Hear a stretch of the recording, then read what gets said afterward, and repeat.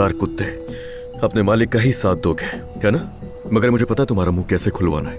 Relax करो, इतना ज्यादा हाइपर होने की जरूरत नहीं अली। ये मेरे सवाल का जवाब नहीं है। आखिर पकड़ा क्या? घर जाते वक्त मैंने खतरा मोल लिया था। काश मैं ऐसा ना करता और ना जाता। तुम किसके कुत्ते हो? हाँ, जवाब तो किसके लिए काम करते हो?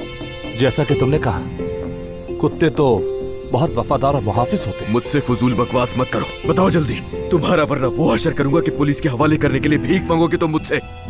पुलिस को फोन करने की जरूरत नहीं अली कोसान।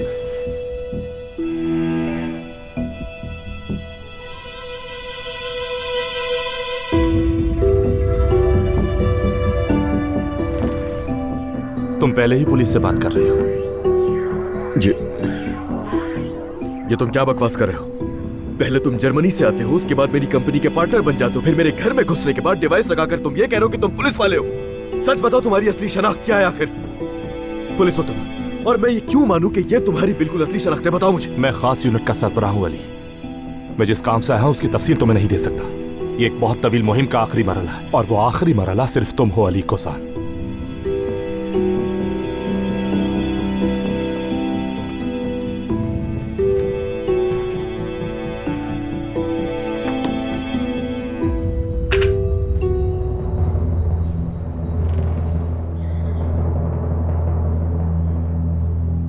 तुम अपने दुश्मन को जानते हो।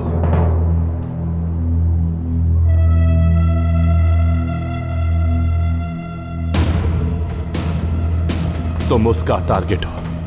कोसान का दुश्मन ताकतवर है, तुम्हारी सोच से कहीं ज्यादा ताकतवर है, और हम नहीं जानते कि वो कहां से हमला करेगा या किस जगह से। तुमने अंधेरे से रोशनी की तरफ आते हुए बड़ी मछलियों को इंसाफ के जाल में फंसाया, एक को छोड़कर। बड़ी मछलियों को एक करके खाने वाला रिजवान हैदर।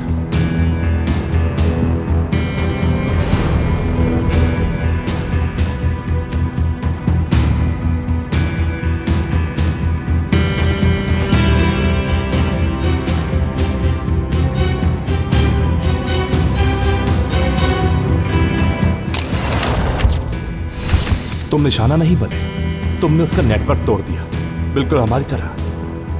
लेकिन तुम्हारा तोड़ा हुआ नेटवर्क एक बर्फीली चादर की तरह सबको वाज़ेह दिखाई दे रहा था।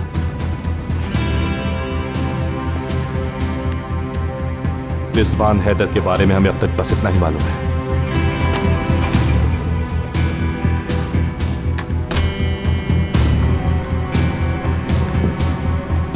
मोहब्बत बदुआ बन गई।